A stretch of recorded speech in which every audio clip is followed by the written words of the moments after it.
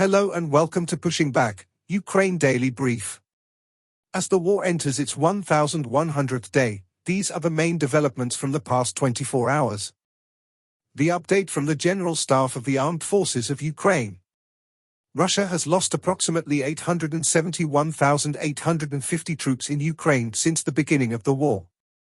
The number includes 1,150 casualties over the past day. According to the released Ukrainian figures, Russia lost 8 tanks, 13 armored combat vehicles, 69 artillery systems, 1 air defense system, 141 drones, 140 vehicles and 1 piece of special equipment. In the last 24 hours the Russians launched 118 combat clashes and carried out 69 airstrikes including 87 guided bombs on the territory of Ukraine.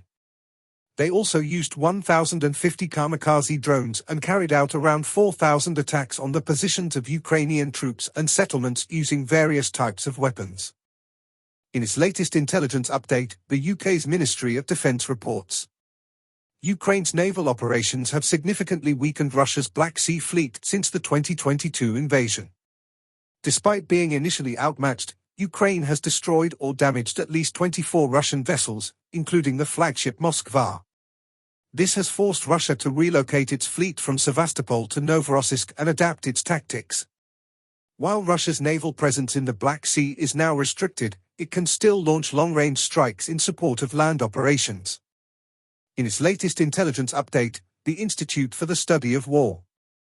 US President Donald Trump and Ukrainian President Volodymyr Zelensky are planning to meet at the White House on February 28, likely to sign a US-Ukraine mineral deal.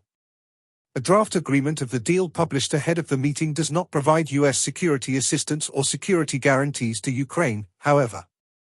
Russian officials directly involved in negotiations with the United States continue to insist that any peace agreement to resolve the war in Ukraine must be based on Russia's 2021 demands. They also insist on the surrender to Russia of territory that Ukrainian forces currently hold that is home to major cities and well over 1 million people. Russia is demanding that Ukraine surrender several large cities that Russian forces do not currently occupy and have no prospect of seizing, handing over 1 million Ukrainians to Russia.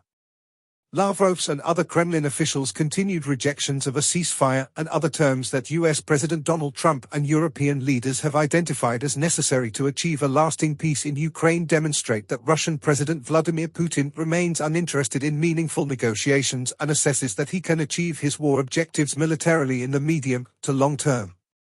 Ukrainian forces recently advanced near Toretsk and Pokrovsk, and Russian forces recently advanced near Kupiansk, Chasiv Yar, Kurakov, Velika Novosilka, and Robotyne.